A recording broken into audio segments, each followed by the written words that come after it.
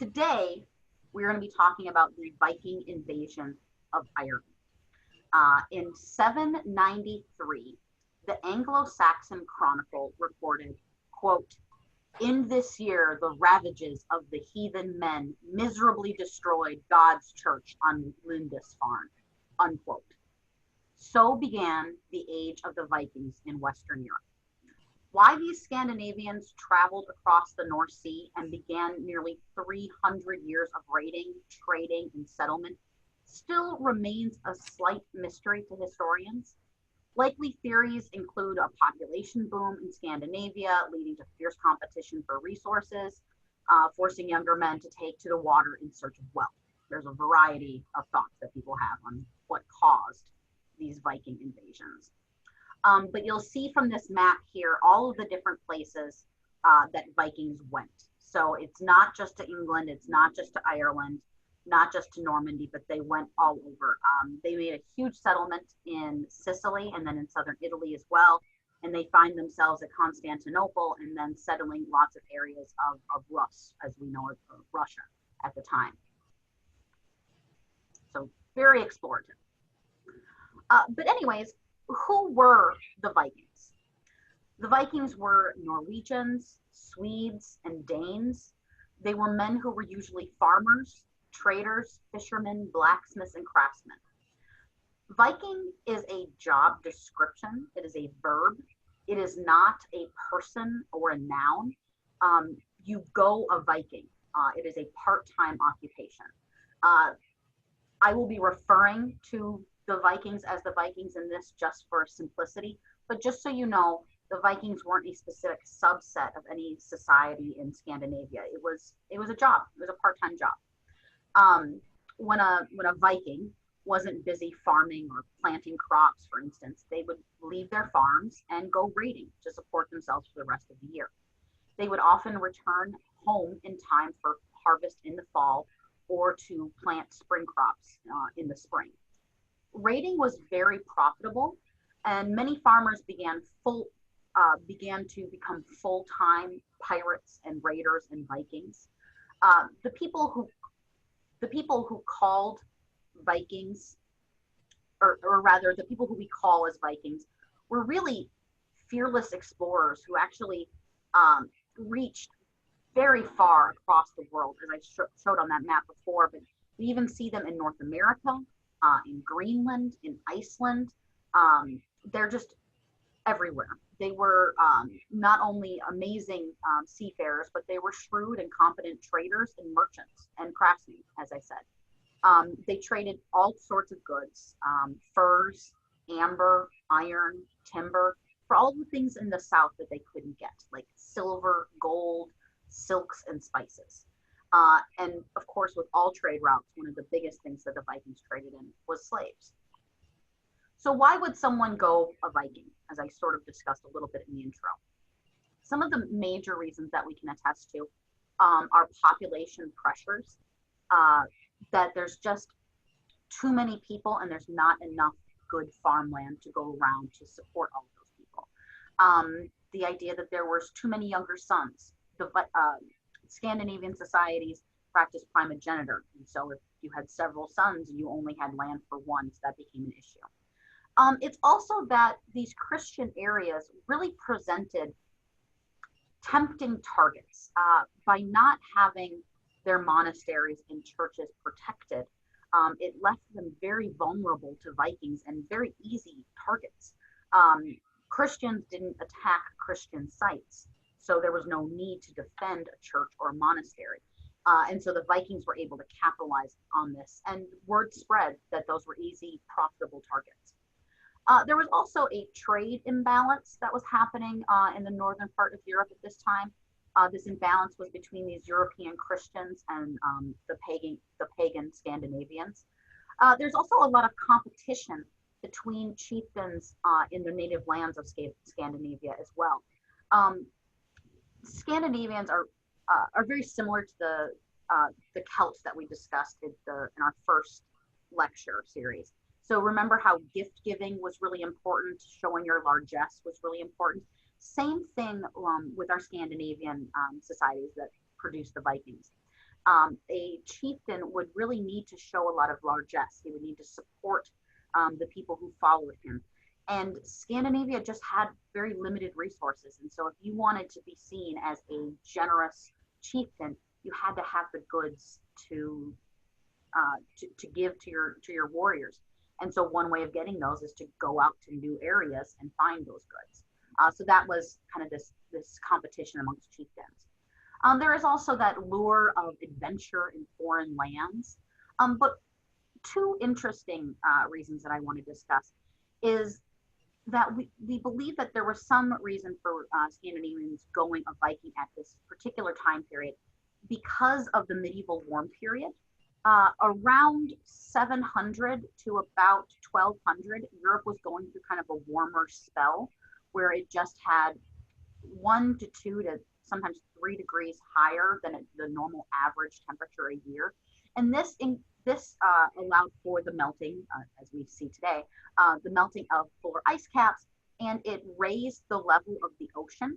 And that allowed the ability for these Vikings to sail further up rivers, to sail further into fjords, to sail more safely around to avoid some of those rocks that they may have normally encountered.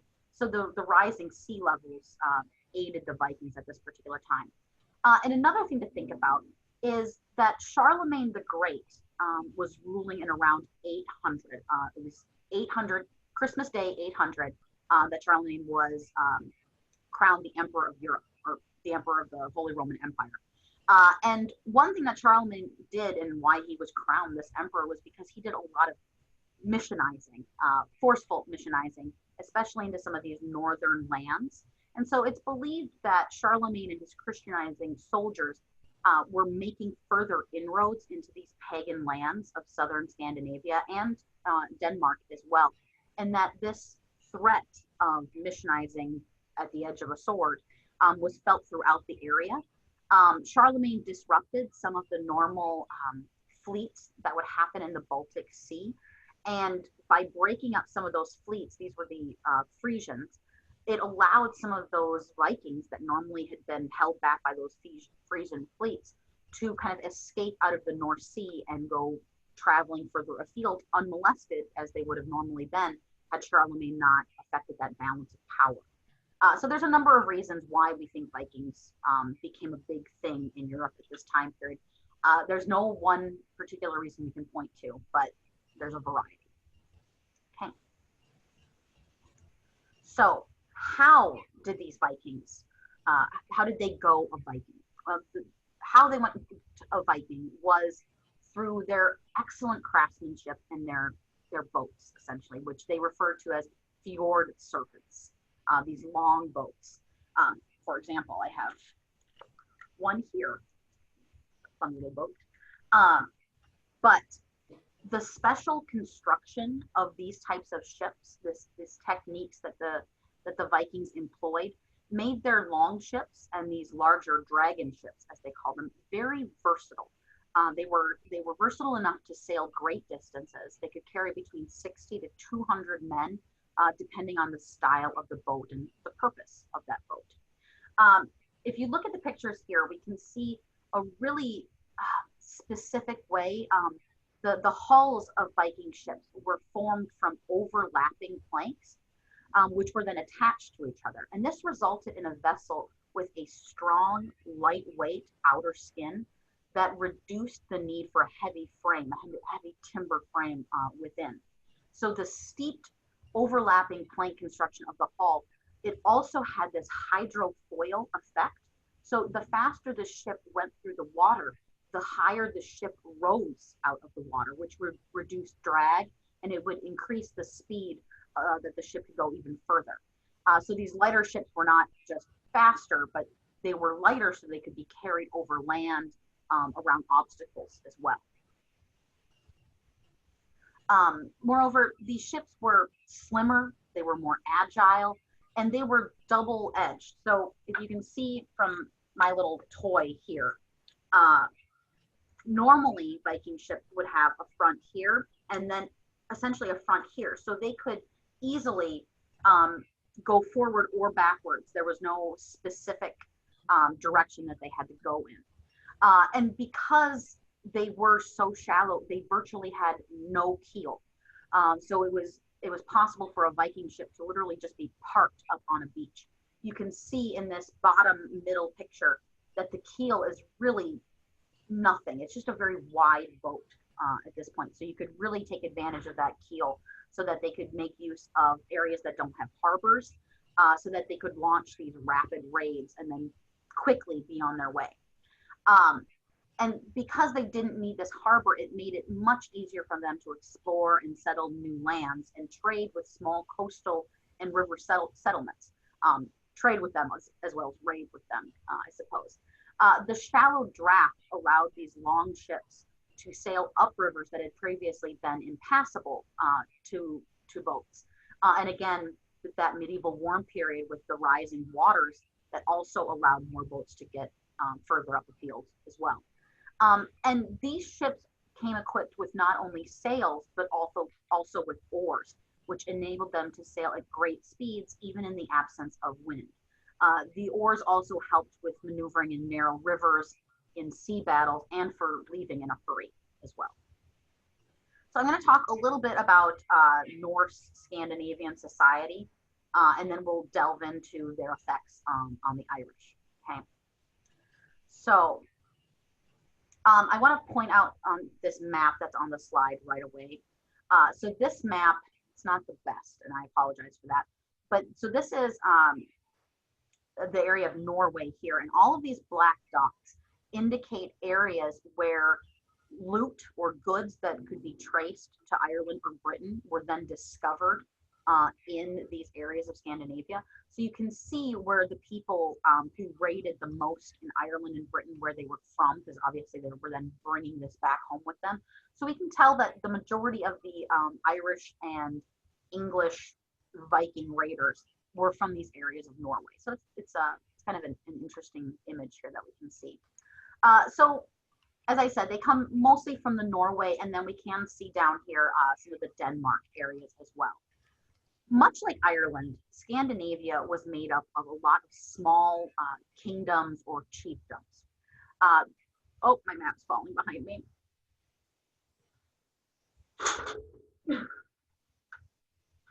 Instead of it hanging there, I might as well just pull it all down, sorry. As I was saying, similar to Ireland, Scandinavia was made up of a lot of small kingdoms and chiefdoms. There were some top kings that were recognized as overlords of smaller areas, but that was not always the case, as in this was not always the case in Ireland as well. The Scandinavians were pagan. Even at the time that the Irish were being converted to Christianity, that was not happening in these Scandinavian lands. Their gods, their pagan gods, had human forms. They had human-like qualities and personality traits, very similar to the Irish or to the Greek pantheon as well. And a lot of these personality traits and qualities we could see as being valued within Norse culture. The adventures, the lives, and the problems of these gods were the basis for many myths and legends and the foundation of their religion. These legends can tell us a great deal about the values of their society that revered these particular types of gods. And it reveals how Norsemen or Northmen were expected to behave. And some of the sources that we have for Scandinavia at this time period come from a variety of sources. But one of our main important storytellers is Snorri Sturluson, who wrote a number of different sagas that tell us a lot about religion and just a lot about society in general. We also have lots of poetic eddas, which are kind of, remember how Ireland has our traveling bards, our Philiads. These are very similar. They had an entire culture of people who traveled around presenting this oral history and these stories as entertainment from these chiefdom areas to chiefdom areas.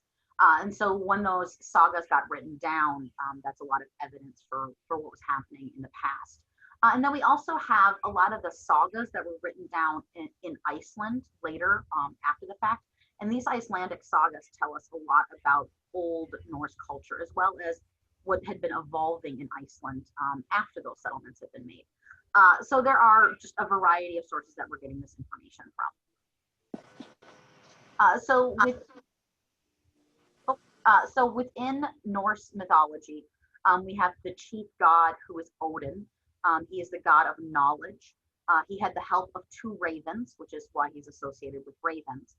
His ravens were named Thought and Memory, and they would help gather information for Odin. So that's how he became the god of knowledge. His son Thor is the most popular of the Norse gods. Thor is the thunder god and would protect humanity from all kinds of evil. The rumbling of thunder during storms was the sound of his chariot riding across the sky. He's often portrayed with his hammer, Mjolnir, which would cause the lightning bolts that lit up the sky during these thunderstorms. And then two other important ones are Frey and Freya, who were twins, and they were the gods of fertility, and they helped to ensure good harvests and healthy and strong children. So the Northmen were very similar to our Irish Celtic faith in that they worshipped in nature instead of within physical temples. But there are evidence of some religious ceremonies happening in some of these large halls that have been excavated. So it seems majority of the faith was practiced outside, but there were rituals and events that would happen indoors in these large meeting halls. Uh, Offerings to the gods were given in the form of food, drink, and then also an animal and human sacrifice. Vikings believed in a life after death and that they could bring valued objects with them into that afterlife, very similar to the Egyptian practice of filling a tomb with all the things that were needed in life so that they'd be available in the afterlife. And that's one of the reasons why we can find why there's been evidence of so many of these Viking hordes discovered back in Norway and Scandinavia, because there was this idea that if you put aside some of your wealth, you would then be able to use it in your afterlife. In that afterlife, if you were lucky enough to die in battle, one of Odin's attendants, the Valkyries, would escort that dead warrior from the battlefield into the halls of Valhalla, where they would fight all day and feast all night with Odin. And those who didn't die in battle were destined for another place called Niflheim, which was a cold and sort of a dismal place. And so it was really considered an honor and the best thing for a Viking warrior to die in battle, which is part of the reasons why they think that this idea of berserkers or of this Viking battle fury that would happen is because if they died in battle, they went to an amazing place. And so it was kind of seen as a good thing. If you died now, great. If you live to fight another battle, better. So I'm going to talk a little bit about gender roles within Norse society, because it is similar to what we see in Celtic Ireland, but there are some differences. There is clearly a division of labor, and women, for the most part, are dependent on their male family members. This is a patriarchal society, and the father of the family could marry off his female relatives as it suited him. But based on evidence from the different sagas and stories that we have, if the woman wasn't happy with the marriage choice, it could go very poorly. And so the stories tell us it's best to have the woman's approval before trying to force her to marry someone. We do also see that divorce is an option, and there's a lot of laws that deal with divorce, so we know it was common. There was an acceptability of women being fighters, and this is based on the idea that there were these Valkyries that were very important, these female warriors that escorted dead warriors from the battlefield. So these Valkyries kind of established the fact that it is okay for women to fight. And so there's a lot of evidence of women fighting from the Scandinavian areas, and they're called shield maidens, where they trained with men, they fought with men, they went a Viking with men as well. But for the most part, women were involved in a lot of a lot of religious rituals, especially the ones that have to deal with fertility, be that the human or agricultural fertility. And one activity that only women could participate in is witchcraft, which they call Sid, S-I-E-D, witchcraft. Males who practiced witchcraft were actually seen as lesser males. They lost their masculinity by practicing witchcraft, but there was no consequences for women who practiced witchcraft, and they were often revered for their skills and knowledge. Honor, much like in Irish society, honor is really important, and male honor especially, because any affronts to honor could not be left unchallenged. So without the following of laws that the Scandinavian countries had laid out, there would be a lot of bloody feuds that would happen back and forth that would last over generations. A lot of the sagas deal with these bloody feuds that had started over something minor, and it's 15 years later and no one understands what they're fighting for. So we see that this is really common, and they do have laws that had evolved over time to deal with that, much like we see it evolving in Ireland, where you have an honor price if you are injured in some way, specifically to avoid these blood feuds. Norse law tried to mediate and substitute legal penalties such as exile or fines instead of resorting to violence. This is not always successful, as I said, and many sagas tell us about this. Women are not a part of the political process or a part of determining the law. Only men are allowed to attend the thing, and the thing is what they call assemblies, where they would deal with such legislative matters and other things that were important to the community at that time. So women were kept out of these processes. Another thing, kind of talking about the type of qualities that Scandinavians really valued at this time, we have the writings from the Earl of Orkney. His name is Rogvald Colley Colson, and he was the Earl of Orkney in 1129, so kind of after our initial Viking time period. And he left these writings of himself, and he's telling us about how he's a man of many accomplishments. And so I'm just going to quote from him now. He says, "I know 9 arts, for I am a demon at draughts, and rarely go wrong with runes. I read at times, use my hands at times. I can slide on skis, shoot bows, and row boats. I know how to harp and how poems are made." So he's telling us all of these things that he's very good at, the things that he's accomplished.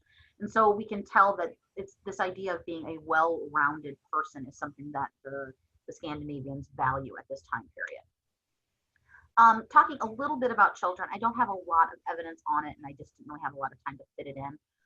But children are definitely expected to help in the running of the home from an early age. They were expected to help in such tasks as mining different animals and different herds and other activities that didn't require a lot of physical labor. We know that boys could inherit at age 16, and that girls as young as 12 were able to be married off. And again, we're getting these from the different sagas that have been left to us.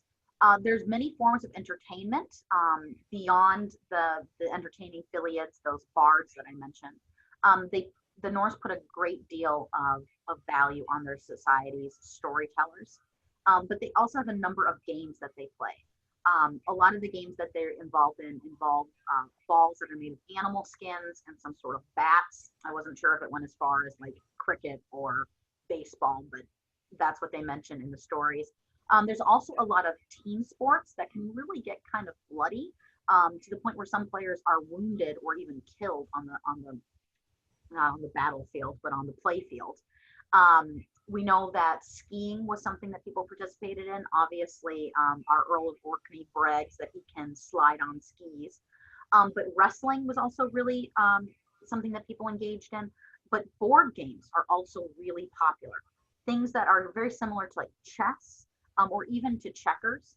And also one interesting thing is horse fighting is a form of entertainment. And I guess horse fighting was something that was still practiced in Iceland until the 20th century. I really have no idea what it means, but when I ran across it in the sagas, I just had to write it down because I'm just imagining these horses just duking it out. But that's a little bit about Norse society. We can kind of think of it as very similar to pre-Christian Ireland in a lot of ways, where we have different clans, we have small kingdoms, a lot of pressure over arable land, and the need to find resources. So we kind of think of it like that. So we are going to move forward. So this is the video I had wanted to show. This is a a video that I've taken from the Vikings, the TV show on the History Channel, and this is going to show their their idea of what the first Viking raid in English territory was on. So this would have been the raid on Lindisfarne that happened in 793. So that first quote that I read at the beginning of this lecture. So I'm going to play this and I'm going to move my webcam down closer to my mic so that way everyone can see it and hear it a little bit better, okay?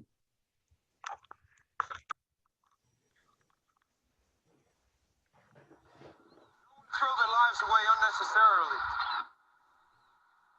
Even to impress your boys. Stay close.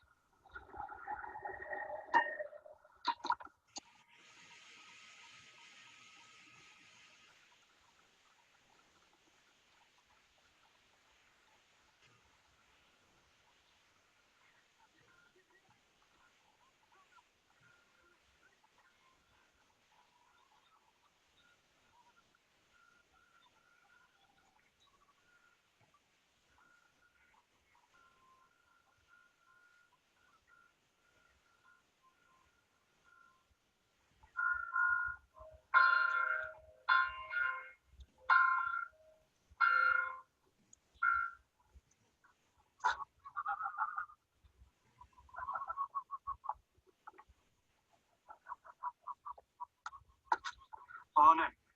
To work.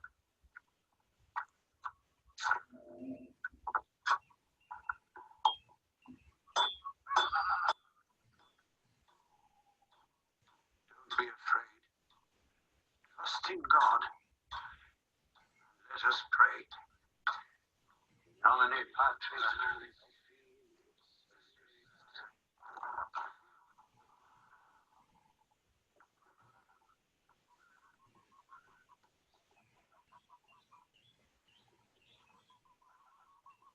Quies in celis, sanctificator nomen tuum, adveniat.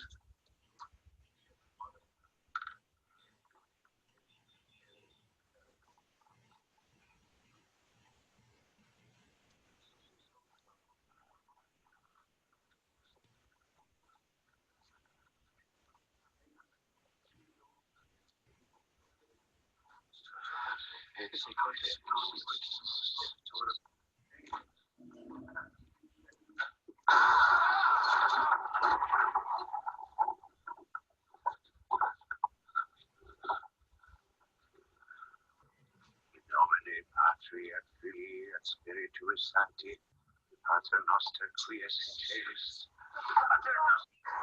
No one throw their lives away unnecessarily. Okay, so I'm not going to play the whole clip because I think we all know what happens after that point. A lot of undefensible monks end up dying. Let me pull my... Okay. But I wanted to show that just because you can see what these Vikings were encountering when they would come up on some of these monastery areas initially. There's no defenses, and the defenses that they have are mostly walls to keep herds inside, not to keep invaders out. We don't have the initial spots that the Vikings are attacking are these far-flung and distant monasteries. So those are the ones that are far less secular than, say, the monastery I talked a lot about last week, which was Clonmanois. And that one, if the Vikings had attacked that to begin with, they might not have thought it was so easy, because Clonmanois was involved in lots of warfare, and they definitely got involved in their fair share of battles. However, the monks at Lindisfarne or the monks at Iona, those are the monks who chose to be exiles for Christ. And so they're really focusing on their faith, on this illuminating manuscripts, not getting involved in local politics and battles. And so those monasteries that the Vikings first hit were really the perfect places for them to hit to begin with, to start this process. So how we know about this, the Irish medieval annals that were penned by monks and clerics were amongst the first eyewitnesses to these Viking raids. Now, the first Viking raid that happens in Ireland is recorded in 795, and this happens on the island of Rathlin, which is, if you look on the map over here, is at the very top right corner of Ireland, right off the coastline. So again, one of these more distant exile for Christ sort of monasteries. And it is where it is located there on Rathlin Island. And then I don't have Scotland, a map of Scotland right there. But at the same time that Rathlin Island was attacked, the monastery that St. Columba founded on the island of Iona was also attacked. And they call these people who attacked strangers or foreigners. They don't know who these people are at first. In the years that followed 795, the Vikings took their ships into the Irish Sea, and they burned a variety of different locations along the coastline. So they hit St. Patrick's Island, the Skerries, that's right out just north of Dublin. They hit that in 798. And these initial endeavors, these initial raids, were really carried out by just 1 to 2 to maybe 3 ships at a time. They certainly weren't these giant fleets carrying countless amounts of Norsemen. They were really these small attacks that were done in a quick hit and run type fashion. They would land, spend a few days pillaging the area and burning whatever they could before heading back to Scandinavia to sell the loot that they had taken or the slaves that they had taken. The Vikings were after 2 types of things when they did these hit and runs. It was riches and slaves. And attacking those monasteries were really ideal locations to get both of those things. In 807, the Vikings had pushed around to the western bays of Ireland. So now they're hitting kind of like Galway Bay. They're not just hitting the east coast of Ireland. And the targets that they picked, these monasteries and small coastal towns, were really easy prey. They had the Vikings had all the elements of surprise and speed that became the hallmarks of these Viking attacks. The Vikings were armed in ways that the Irish had not really dealt with before. They're using metal helmets, shirts of chainmail, metal battle axes, and just a lot of metal. Remember, the Irish don't use a lot of metal in war at this point. And because the Irish were ruled over by hundreds of these small, tiny, petty kings, all of these different rees, there was no united resistance against these Viking attacks initially. Instead, each individual Tua mounted its own defense against these different raiders. And this actually meant that the Irish were able to have a quicker response to these Viking raids because they weren't waiting for a larger force to come and defend them because they were the larger force. The appeal of attacking monasteries is really quite obvious. Besides housing monks who are practicing their Christian faith, these monasteries have fine jewels and gold for metalworking. They've got beautiful manuscripts that are adorned with different jewels and ornaments that are meant to be considered these holy books. They have different stored treasure, as well as gold and silver chalices and all of the different trappings of the Christian Mass. All of these are very easily transportable. In addition to kind of these material goods, all of these monasteries have food, they have wine, they have ale, and they have different animals that are kept for the monks to eat from and to harvest and to shepherd. But in addition to that, they also have the whole population of the monastery that could make very good slaves as well. So these unprotected monasteries were just the perfect place for Vikings to hit at first.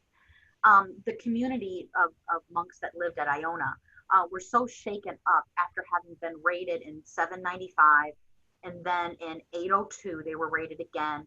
806 they were raided and saw 68 of their community carried off as slaves by the Vikings. After this last attack, they were so traumatized that they actually moved off of the island of Iona further inland, and that's where they established the monastery at Kells, which is where the Book of Kells comes from. Respect for Christian sites by other Christians meant that there was no reason for these monasteries to have defenses or to have skilled fighters to protect the people who were living there. The Vikings had no such respect for the Christian God or the Christian temples as they saw it, and they felt no compunction about looting at will.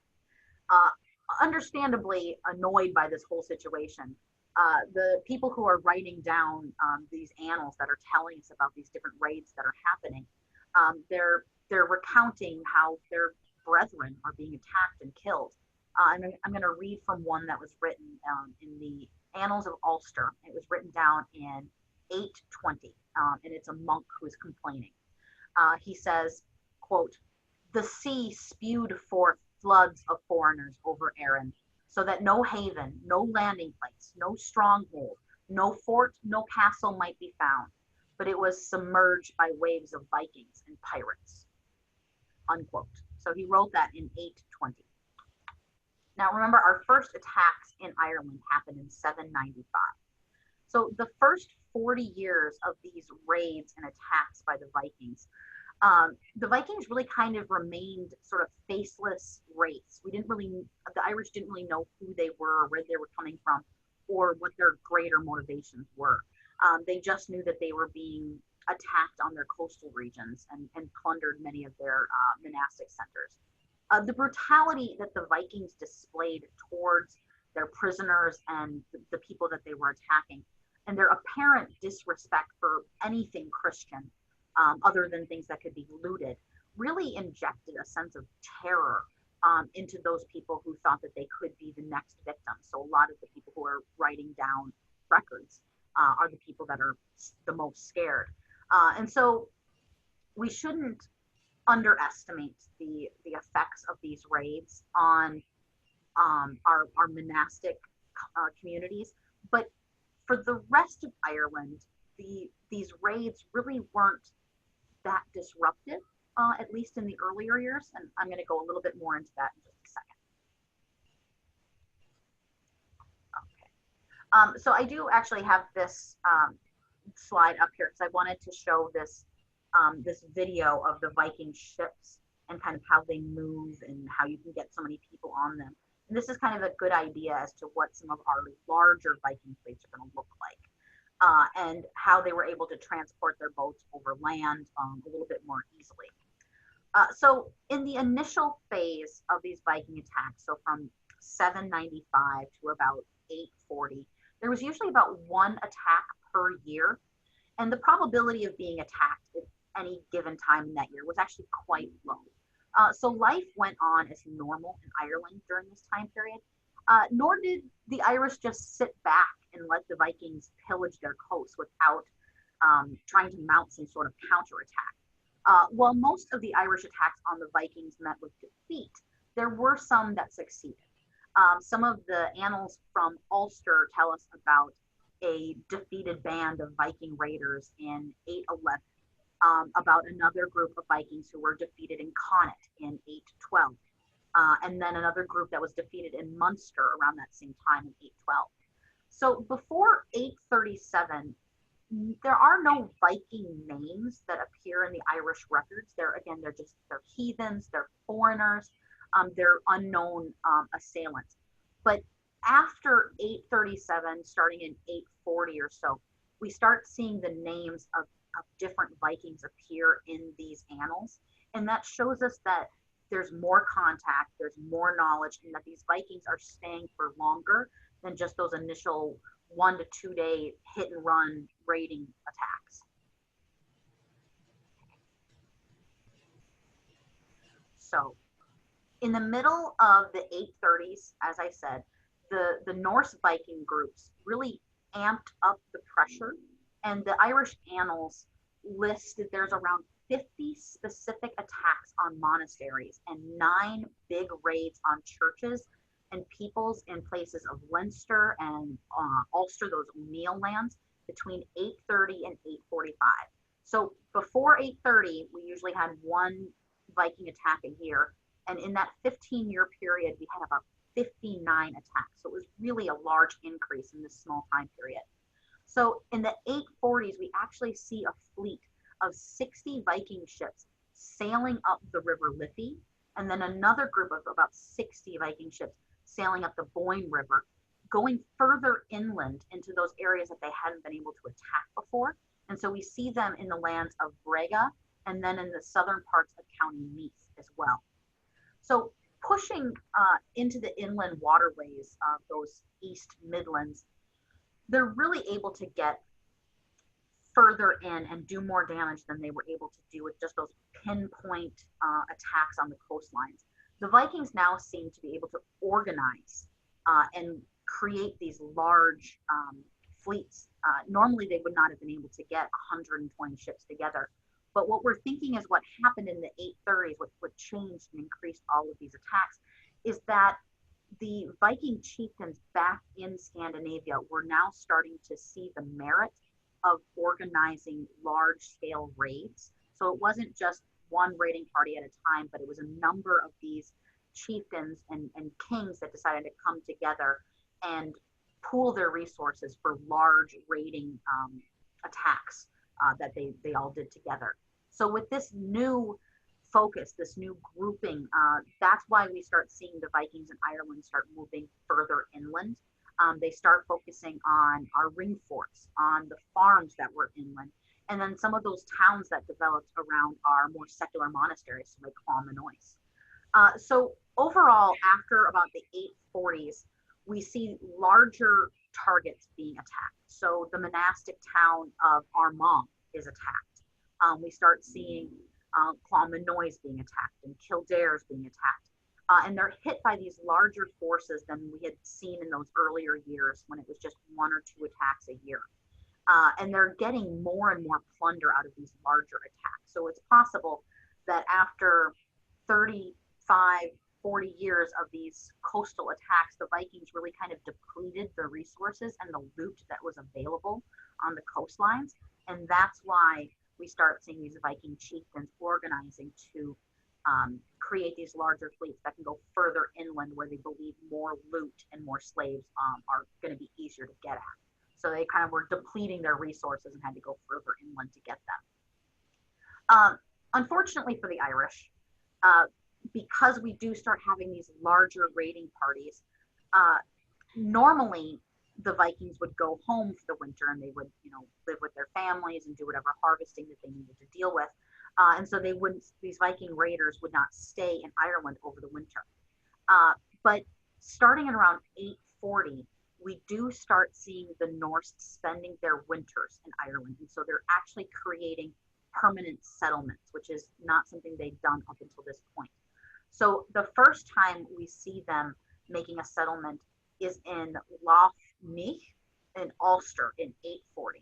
Now, bear with me. I'm going to zoom in on it because I think it's a little bit easier to see on the map when I show it.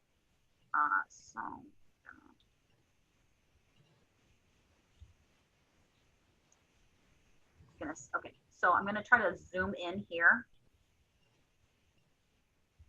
So the first winter settlement that the Vikings established was right here in Lough. And this was established in 840, and it was their first fortress. And they used their own ships, their long ships, to create these fortresses. And so these settlements were known as longaports, so kind of made out of their long ships. And so from this site here on this lake here, they were able to launch a number of attacks further inland. And so this is where we see them attacking a monastery at Armagh down here in 840, and then a monastery at Connor up here, as well as one here at Merga. So it's from these inner fortresses that they established that they're starting to really have a jumping off point.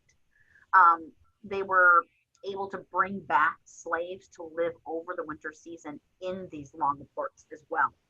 So it allowed this long-term plans that had been created. I'm going to zoom back out here.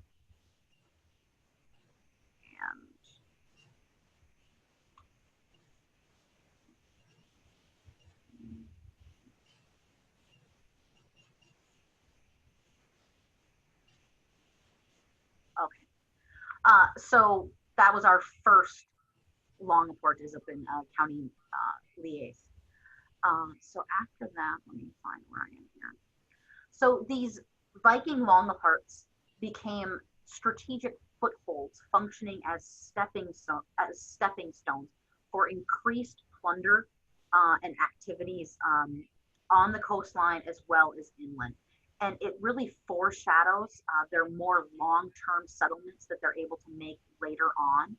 Um, these these long-term settlements that they create that we're going to know more about is Wicklow, Waterford, Wexford, Cork, Limerick, and most importantly, Dublin, which is when they settle these areas and kind of create towns there, it becomes kind of these coastal kingdoms.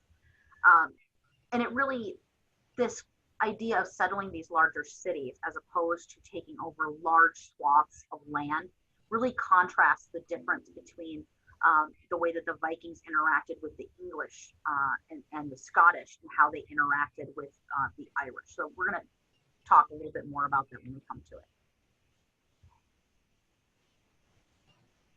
Okay. Uh,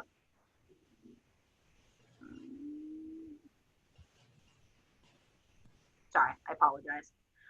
So in 841, a settlement was begun by the Viking ruler Turgis.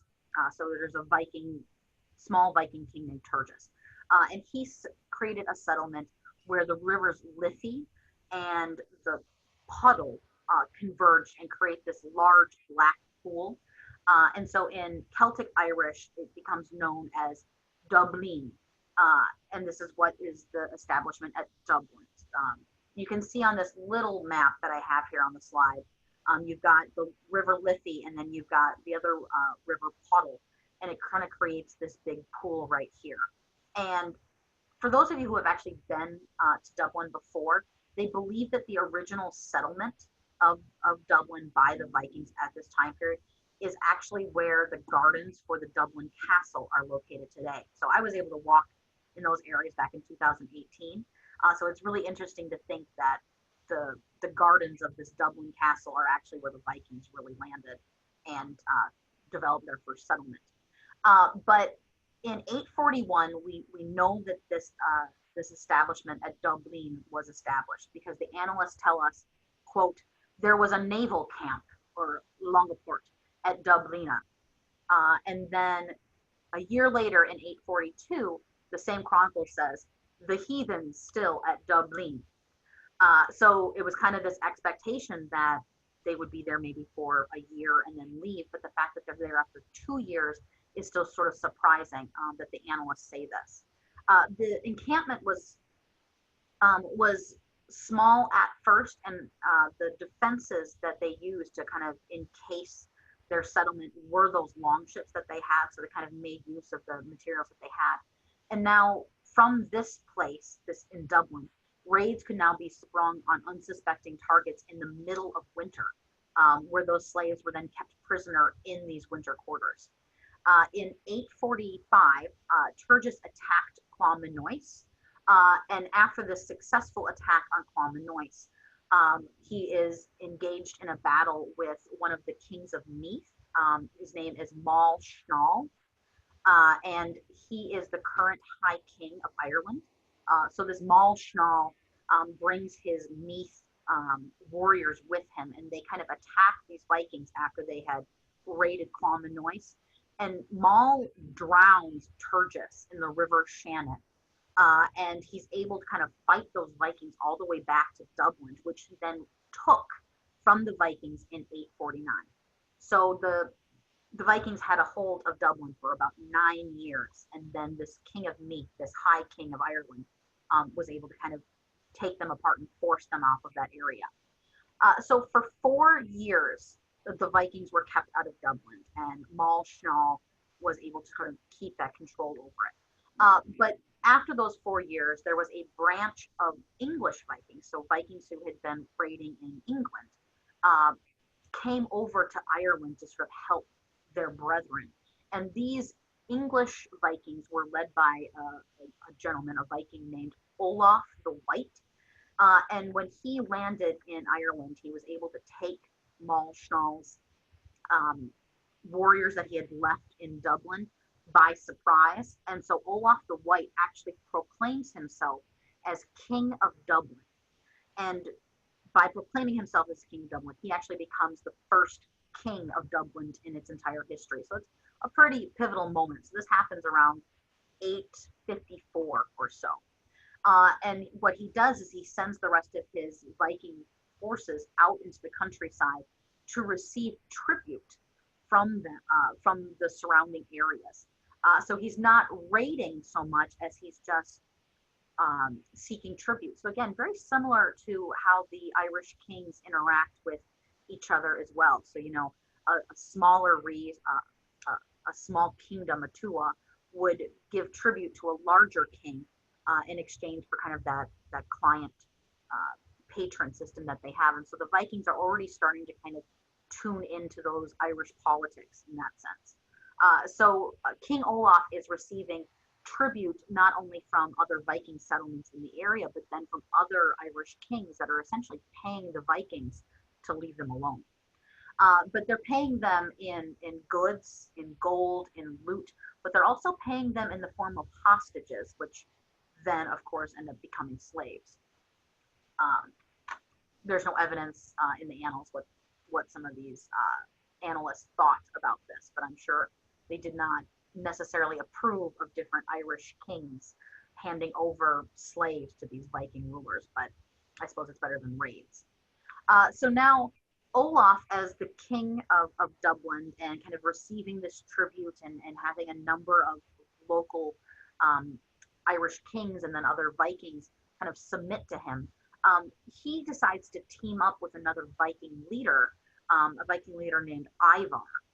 And the two of them actually launch a number of attacks from Dublin towards Scotland. So they use Dublin as a jumping off point to raid back into England and Scotland. And so the two of them successfully managed to take York from the Northumbrians in northern England. So now we have Dublin and York united in kind of a kingship together. And this is a big deal because it's almost a cross empire that happens with King Olaf and Ivar. So between the two of these men, Ivar and Olaf, they really transformed the role of Dublin into something so much more than that initial settlement as a stepping ground for raids. And they use that access to the Irish Sea, and they kind of create this hub of Norse activity that goes between Scotland and England and the Isle of Man and then Dublin and the other coastal cities.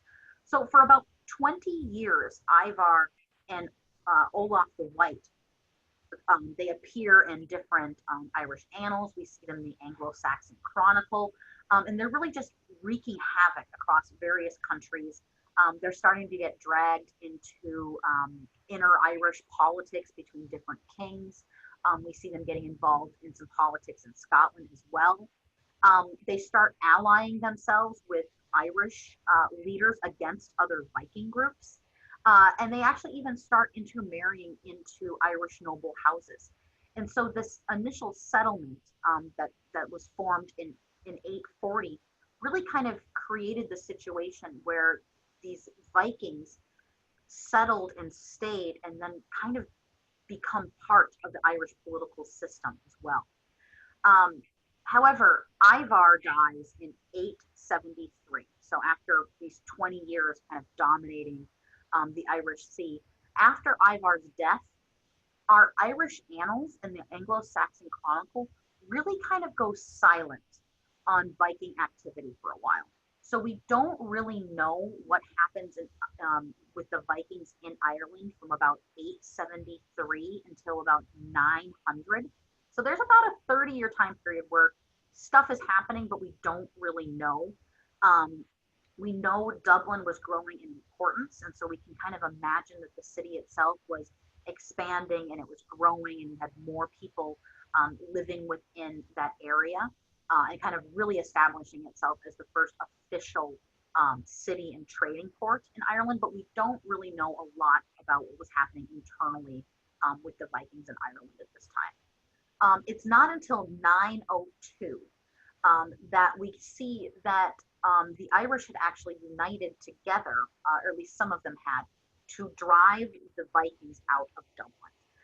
So in 902, we're told in one of the chronicles that, quote, the heathens were driven from Ireland, from the fortress of Dublin, and they abandoned a good number of their ships and escaped half dead after they had been wounded and broken. And now this is the Annals of Ulster that tell us this in 902.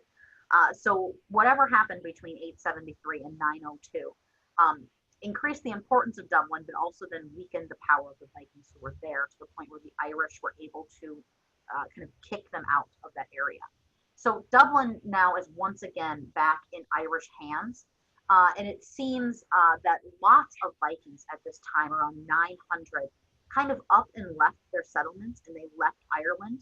Not completely, but for the most part, we don't really see a heavy Viking presence in Ireland around 900. And this is kind of the end of the first phase of Viking raids in Ireland. So again, it starts in 795, and by 902, we kind of have almost all the Vikings kind of kicked out of the area. Now, unfortunately, I'm sure you probably imagined this doesn't last for very long. The second phase of Viking settlements happens about 15 years after the Vikings are kicked out of Dublin. So in 914, we have an arrival of a very large fleet of Viking ships that sail into the Waterford Harbor, or what we would now call the Waterford Harbor. So if you look at the map over on the PowerPoint, Waterford is located on the bottom southeastern portion of Ireland down here, and it is a very good port. You can see kind of that sea access that they have, but also that protection from tidals and sea storms as well. So in 914, a very large fleet of Viking ships sails into the Waterford Harbor. They promptly reestablished the settlement that they had previously abandoned. And from that, they expel all of the Irish that had kind of moved into that settlement, and they reestablish themselves there. They are reinforced by a second fleet that arrives the following year. So around 915, we have two large Viking fleets on the southern coast of Ireland. And with these fleets, the Vikings launch a series of attacks deep into the provinces of Leinster and then into Munster as well. So from Waterford, they're able to go northeast and then northwest into Munster and kind of make these attacks. They're meeting very little Irish resistance at this time because there is some internal fighting that's happening between the Irish kings at this time. And so the Vikings were able to capitalize on some disunity that was happening. And they're able to pillage not only ecclesiastical sites, but also a variety of different smaller secular settlements as well. They plundered the monasteries that had been in the areas around Cork and at Lismore, amongst a few others. And then in 917, the Vikings, which are then led by Cedric the Squinty and his cousin Ragnall, these two men are both grandsons of Ivar, the king of York that had united with Olaf the White. These two men, Cedric the Squinty and Ragnall, are able to recapture Dublin and reestablish that as a Viking site, which they had lost in 902. So it's this kind of back and forth of these settlements. There are some united attempts to oust these Vikings from these various settlements, but the king of O'Neill, who was not really the recognized High King of Ireland at that time, but he had more support than any of the other kings, he failed to have any victories against these Vikings at the time. And so these Vikings are continuing to raid further inland from Dublin, from Cork, from Waterford. In 921, they actually found a new city at the southeastern tip of Ireland called Wexford. And a year later, they found the city of Limerick near the ford of the mouth of the River Shannon on the west coast of Ireland.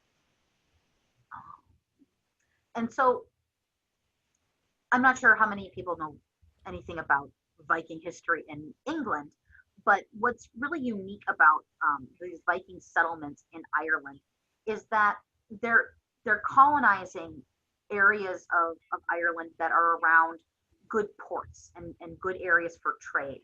but we don't see them carving out large tracts of land in which to farm on or to settle families on. In England, around this same time, they already have a thing called the Danegeld, which was Ireland or England essentially had an entire northern, about half of the country was given up to Scandinavian rule, and the kings of um, Wexford, or excuse me, the kings of Wessex had agreed to this, this split of the country.